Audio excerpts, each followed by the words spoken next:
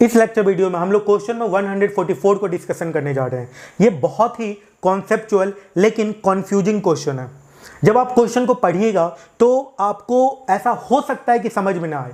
बहुत सारे स्टूडेंट को ये क्वेश्चन ही समझ में नहीं आता है, जिस कारण से ये क्वेश्चन नहीं बनता है उनसे। मैं पहले इस क्वेश्चन को बहुत अच्छे से समझाता हूं, उसके बाद आप बनाने की कोशिश कीजिए।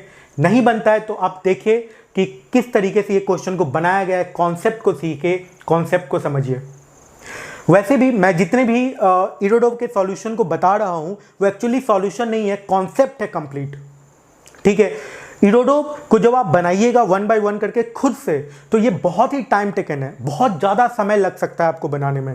तो इसका एक बहुत ही अच्छा तरीका है कि आप जो मैं लेक्चर वीडियो बना रहा हूं, प्लेलिस्ट में जाएं, किसी भी चैप्टर को खोलें और 1 बाय 1 करके आप एक एक क्वेश्चन को बनाते चले जाएं। इससे क्या होगा कि कम समय में आप इरोडोव पूरा सॉल्व कर पाइएगा। और जो भी क्वेश्चन इरोडोव के किसी अनदर चैप्टर से जो भी फिलहाल नहीं बना हुआ है, यदि आप वो बनाते हैं और आपको यदि किसी क्वेश्चन में कंफ्यूजन होता है तो आप सीधा कमेंट करके मुझे बताइए, मैं निश्चित तौर पे वो क्वेश्चन आपको बना के दिखाऊंगा। ओके, ये चैनल अभी तो वैसे इरोडोव का ही सॉल्यूशन मैं बता रहा हूँ इस पे। इसके बाद कुछ स्टूडेंट्स ऐसा चाह रहे हैं कि इस पे एससी वर्मा का भी सॉल्यूशन अपलोड किया जाए, लेकिन मेरा मानना है कि वो बुक का जो सॉल्यूशन है ऑलरेडी बहुत सारे टीचर बताए हुए हैं, लेकिन मैं सिर्फ उसके क्वेश्चन के कॉन्सेप्ट को बताना चाहता हूँ, एक तरीके से हिंट्स उनको प्रोवाइड करना चाहता हूँ। ठीक है, कंप्लीट रिजल्ट निकाल के नहीं दिखाना चाहता हूँ।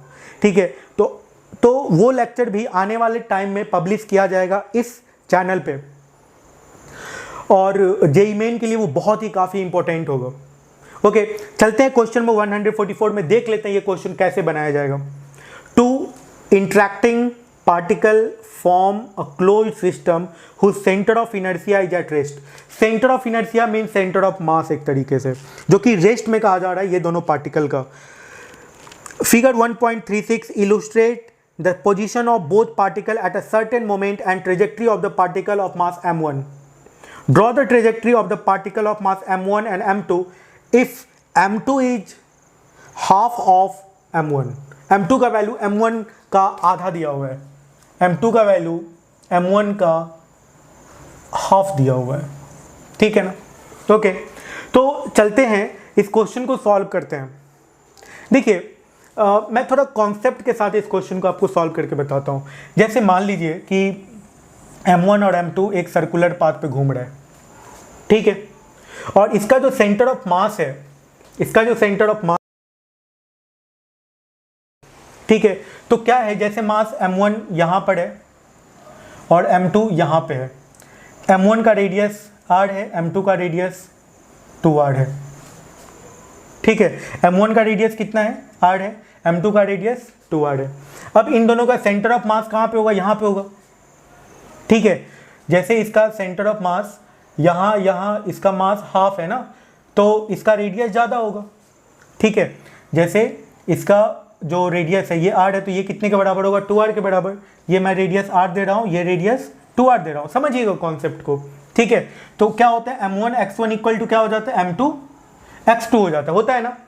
m1 x1 equal to m2 x2 हो जाता है। ठीक है, तो m1 r equal to m2 into जैसे r डैश हो जा रहा है, और m1 का वैल्यू क्या है, 2m2, तो 2m2 r इक्वल टू आ जाएगा m2 r डैश। तो m2 कट के r डैश का वैल्यू कितने के बराबर आ गया, 2r के बराबर। मतलब m2 जो घूम रहा है वो डबल रेडियस पे घूम रहा है जिस रेडियस पे m1 घूम रहा था। ठीक है, तो कुछ इस तरह का है। तो अब जो सेंटर ऑफ मास होगा निश्चित तौर पे यहां पे होगा। अब जब ये यहां पर आ जाएगा m2, तो m1 यहां पे होगा, फिर से सेंटर ऑफ मास यहीं पे हो गया। ठीक है, जब m2 यहां पे आ गया उस समय m1 यहां पे होगा, फिर से सेंटर ऑफ मास यहीं पे होगा। तो इस तरीके से आप देख सकते हैं सेंटर ऑफ मास इसका रेस्ट में है और m1 m2 घूम रहा है। इसका ट्रेजेक्ट्री सर्कुलर है, m1 m2 दोनों का ट्रेजेक्ट्री सर्कुलर है। अब इस क्वेश्चन पे चलते हैं और इस क्वेश्चन को अब आप खुद भी बना सकते हैं। देखिए क्या कहा जा रहा है इस क्वेश्चन में कि m1 का एक तरीके से ट्रेजेक्ट्री दिया हुआ है और इक्वेशन दिया हुआ है कि m2 का वैल्यू जो है m1 का हाफ है। ठीक है, m2 का जो वैल्यू है वो m1 का क्या है, हाफ है।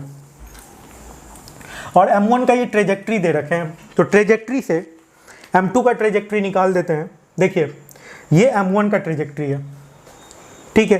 तो M1 जब इस पे घूम रहा होगा, M1 जब इस पे घूम रहा होगा तो M2 भी कुछ ऐसा ही शेप होगा, लेकिन उसका रेडियस क्या होगा, बड़ा होगा, ठीक है ना।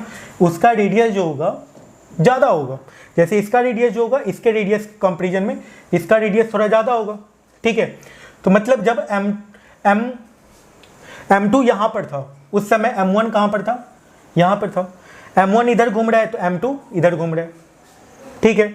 अब इसको मिला दीजिए, यहाँ पे कहीं पे इसका सेंटर ऑफ मास होगा, ओके। जब M2 यहाँ पे आ जाएगा तो M1 यहाँ पे आ जाएगा, और फिर से इसको मिला सकते हैं आप, और ये दोनों का जो सेंटर ऑफ मास होगा यहीं पर होगा, ठीक है। ये निश्चित तौर पे ये x होगा, तो ये निश्चित तौर पे कितने के बराबर होगा, 2x के बराबर होगा, ठीक है। ये यदि इसको P1 मानिए, इसको P2 मानिए, इसको Q1 मानिए, इसको Q2 मानिए, ठीक है। तो क्या हो सकता है, P1 इसको O मान लेते हैं, ठीक है। तो क्या हो सकता है, OQ1 by OP1 equal to क्या हो सकता है, OQ2 by OP2, OQ2 by OP2, and that is equals to M1 by M2, और M1 by M2 equals to कितना, M1 by M2 equals to कितना हो जाएगा, 2। तो OQ का जो वैल्यू है, OQ1 का वैल्यू जो है OP1 के वैल्यू का डबल है। तो इस तरीके से ये ट्रेजेक्ट्री हो जाएगा, ऐसा ही ट्रेजेक्ट्री होगा, बस इसका रेडियस ज़्यादा होना चाहिए। Thank you.